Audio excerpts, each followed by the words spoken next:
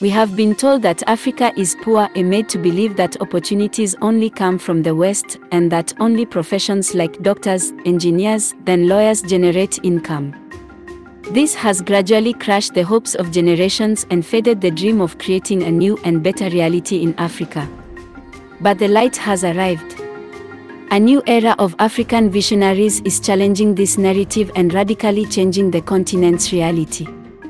They are forming a tribe of entrepreneurs who, with very small projects, are making enormous changes. Today, we bring you the story of Joy from Ubuntu Farms in South Sudan. In a world characterized by cultural diversity and the pursuit of opportunities, Joy's story stands out as an inspiring example of determination and contribution to the development of her homeland, South Sudan. From her birth in South Sudan before independence to her journey as an entrepreneur in Norway and the United States, Joy has faced challenges that led her to seek a meaningful return to her roots. Her experience reveals how she became an agronomist and entrepreneur, and how her project, Ubuntu Farms, has become a catalyst for change in the region. Welcome back to African Gold Growers Academy, the place where we help you to start a strategic business in Africa with low risk, with low investment. Please subscribe to the channel, give us a like, and tell us in the comment what other kind of content do you like to watch here in the channel. Share the video if you like, and all of this is free for you, and you help us a lot. From her childhood, Joy lived in Kenya, where she grew up and shaped her identity. Despite the nostalgia for her homeland, South Sudan, Joy discovered new opportunities and perspectives in Kenya. However, she always carried the yearning to learn more about her roots and culture. For those who don't know me, I am South Sudanese by nationality. I was born in South Sudan. At that time it used to be Sudan before South Sudan seceded from Sudan, and my family had to move to Kenya because of the civil war that was going on at that time. I was very young, so I can barely remember how South Sudan was at that time. So we moved to Kenya, and that is pretty much where I grew up or spent most part of my childhood life. I grew up in Kenya, learned Kiswahili and the Kenyan culture, went to school from primary school to secondary school. But during that time, of course, as a family, I still, as a South Sudanese family, my parents still taught us how to, integrate back or learn our native South Sudanese languages and a little bit about our culture. During her time in Norway and the United States, Joy encountered structural racism. So I studied until my secondary school, and I got a scholarship that was able to take me to Norway. And then from Norway, when I finished my 2-year program there, I got another scholarship that then took me to America. So I feel like during this transition from Kenya to Norway, I was able to be exposed to a lot more cultures at a very young age. But for me, I felt like I found myself a little bit more when I arrived in America, because at that point I had matured and I had a little bit of an idea of how the world was operating. As an individual and as an adult and as an African, I found myself a little bit more in America, because it was then that I started interacting with people as an adult, even in school, and being put out there into the society, in the public, as an adult, as an individual. That's when I got to realize a little bit more about who I am as an African person, because my perspective of being an African in America was completely different from my perspective of being an African in African continent, because when you're back at home in Africa, you pretty much don't see yourself as different. But for me, it was in America that I realized, oh, there was actually a difference, and also my idea of home completely changed when I was in America. Africa, our motherland, is a beautiful place to be. The funny thing is that whenever you're in Africa, the feeling of of acceptance and being with your own people. I don't have to worry about racial profiling or being harassed on the streets like I did in America. Racial profiling happens in the West, you know that. So just being with your own people and doing the things that you love and seeing it making an impact is amazing. Although she excelled in her specialization in epidemiology and the healthcare industry, she felt an inner calling to return and contribute to the motherland. Nostalgia and disconnection from her home propelled her to seek answers and discover the potential of her country, but also the need to give a purpose to her life. One day, during a university conference, Joy heard a phrase that would change her life: "If you want to know where the greatest potential for agriculture exists in the world, look to Africa." These words resonated within her and sparked her curiosity. Through quick research, she realized the immense potential that South Sudan held and decided to return to become an agronomist and entrepreneur.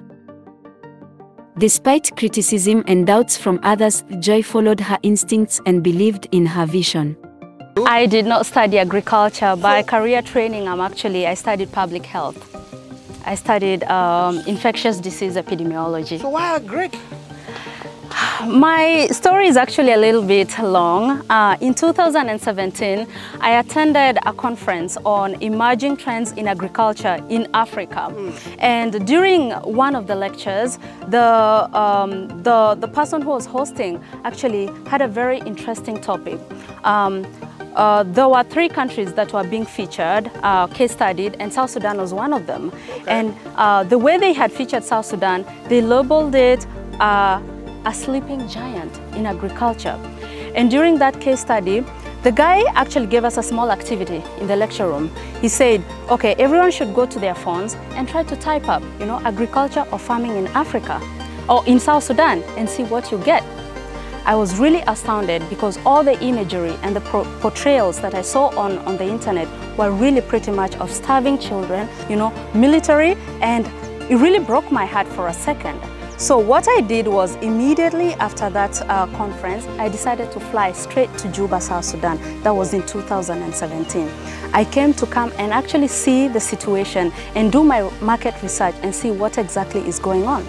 When I arrived in Juba, shockingly, I did not see any starving children on the streets as the media was showing. I did not see, of course, there were military, but it was not to that extent as it was being portrayed. Okay. And then another thing that I saw in the market for sure was the fact that there was heavy dependence on importation. We were pretty much importing more than 80% of all the fresh produce in the country. Whoa. From outside, yeah. Sometimes some of the produce were being imported all the way from India and Brazil. And it really got me to thinking, why are we importing while we have vast arable land and we have resources, we have our majestic Nile just by our fingertips. Whoa. Why don't we use that? So that was an opportune moment for me to really try to bridge the gap of food insecurity in my home country, She acknowledged her lack of knowledge in agriculture, entrepreneurship, and her country's culture. With humility, she approached local farmers, agronomists, and immersed herself in research to learn and build an effective agricultural system in South Sudan. One of Joy's successes was understanding the market needs in South Sudan. Aware that imported food was costly, she identified the most demanded vegetables and cultivated them locally. By offering quality products at a more affordable price, she met the demand and achieved a significant profit margin. Joy's vision extends beyond her own success. She understands that food security and poverty eradication require collective efforts. She emphasizes the importance of agriculture and encourages individuals to contribute, even on a small scale, to drive the region's development and make use of the available natural resources. Guys, make sure that if you're coming back to Africa or to whatever country in Africa, that you come with an attitude of humility. Don't come here with the entire attitude of I know it all, I am superior, I have traveled to all countries in the world, because that is going to turn people off. try to learn humility and try to be likable, because trust me, it's going to open so many doors for you. But if you come here with the idea of I know it all, I am going to teach you and I'm going to tell you everything about how things are going to operate, people are going to close off and they're not going to be willing to help you with your journey. In fact, they're going to find ways to frustrate you. So I'll give you an example with myself. I have mentioned numerous times that by career training, I am not, I did not train in agriculture. I trained in public health. But I have people in my business, I have people in my farms that are working for me that I have never seen any door to a classroom. But the sheer amount of information and knowledge that they continue to teach me every single day about agriculture, about farming, about how to run a business, about life, is beyond knowledge that I could have gotten in any classroom. And all this is because I had to learn from very early on how to humble myself and come clean with the community and with my employees that, you know, we have to build a business together. We share information together. Whatever they know is what we need, and whatever I know as well, we put it together to be able to bring up a beautiful and a strong business. And so that is the same with you. If you're going to travel to Africa, leave that mindset of I know it all, because it's going to make your life extremely difficult. Joy has developed an innovative business model with low risks but ambitious aspirations. Ubuntu Farms leases land and employs local farmers, investing capital in machinery, seeds, irrigation, and other key aspects. Additionally, the company provides agricultural training, rents out machinery and tools, promoting economic growth in the region and facilitating employment opportunities. Starting a garden here in South Sudan is not capital intensive at all. You just need a little bit of money to get started with your equipment, and of course money to hire employees, to get your seeds, and also put down the system for irrigation. Do you own this land? I do not own this land. Right now I am leasing the land, but hopefully in the near future I want to own this land. How many years? Just 12 more months and I'll be able to own this land, hopefully. Okay. I do employ 12 people, but we also do have volunteers who come through the training process.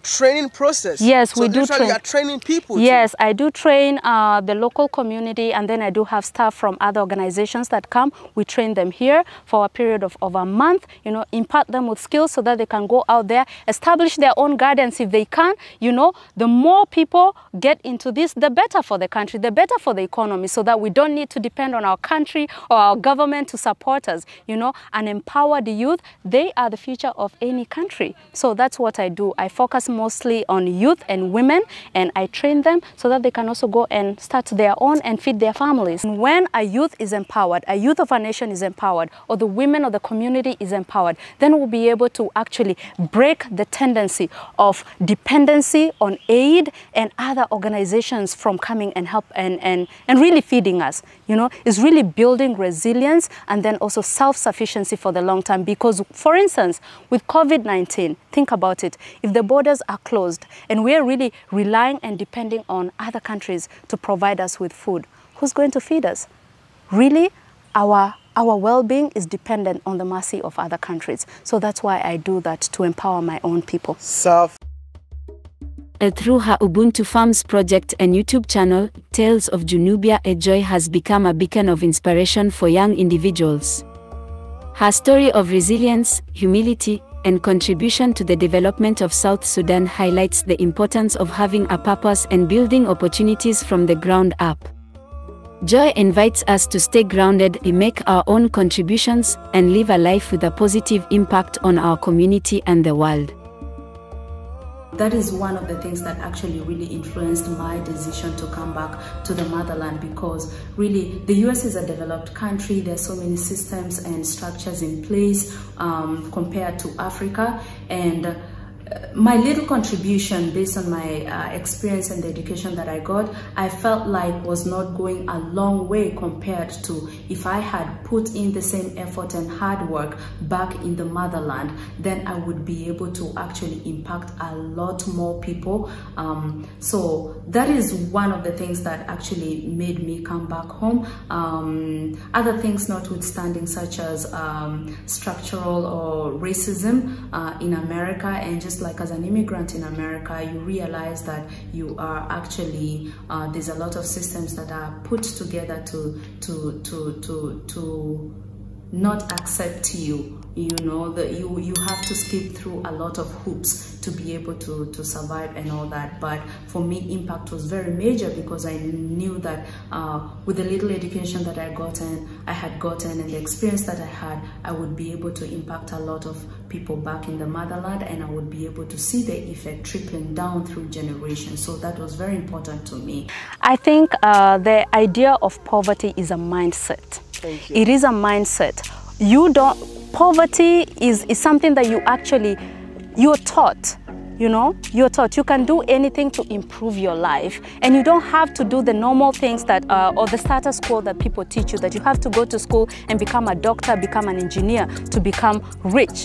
Wealth, you can create it from anything, from the passion that you have. You know, you just need a plan, a passion, and you can have all that you want. Let's explore the valuable lessons that Joy offers us as entrepreneurs. Follow your passion. Joy teaches us that following our passion is crucial. In the journey of entrepreneurship, we will face both good and bad times, and having a true passion will give us the strength to keep going. When we are passionate about what we do, we overcome obstacles more easily. Do what you're passionate about, guys. Always do something that is important to you and something that you feel really passionate about. And the reason that I'm telling you this is simply, there are so many times in your business journey that in those early days, especially the first days and months of your business, where the only thing that is going to feed you is your passion, because there's not going to be money. There's not going to be any sales. You're still trying to establish your business. You're going to have a lot of costs. You're not going to have any sales at all, and you might end up being frustrated along the lines. And that's why it is really important that you're doing something that you enjoy and that you're passionate about. Just start. One of the most important lessons we can learn from Joy is the significance of taking the first step. In business, starting is essential. It's better to start small, experiment, and validate our ideas to ensure their viability. This approach will save us time and money in the long run. I think the most important part of starting a business is actually to just get started. Once you figure out what you want to do, just get started with testing it. You know, you might not have the knowledge, you might not have the financial capability, but with the little that you have, I would really suggest that you just get started. If you want to start farming, you can start with something like a small backyard garden. Grow some small vegetables and see whether they can actually grow. Don't go through the entire process of writing a business plan or proposals until you have actually tested your idea, until you have seen that it is workable and that you love it enough to even want to spend that much time doing it. Build your network. Joy reminds us not to worry so much about how to finance our project, but to establish a strong network of contacts. Relationships are fundamental in the business world. Connecting with influential and knowledgeable individuals in our industry can open doors, provide opportunities, and offer valuable support and guidance. And then finally, we also have funding. Sometimes, guys, if you don't have a plan on how to start your business, and especially in terms of capital, it can be extremely difficult. And that's why when I talked on an earlier point about your network, really your network is your network, because if you have a great network of people, you can actually tap into that network to be able to source funding. These 3 lessons from Joy inspire us to follow our passions, take the first step, and build strong relationships on our entrepreneurial journey. By following these principles, we can pave the way to success and turn our business dreams into reality. Joy is an African gold grower due to her great determination to provide solutions to African problems. She teaches us that by starting small and dreaming big, we can truly make a significant impact. She leverages tools such as YouTube videos to spread her message and expand her reach. Today, as young Africans, we should all think and act like Joy. We should seek out needs in our countries and contribute, even if it's in small ways, to improve our reality. Because it is only through our collective efforts that we will create our Africa. That's how we grow gold in Africa.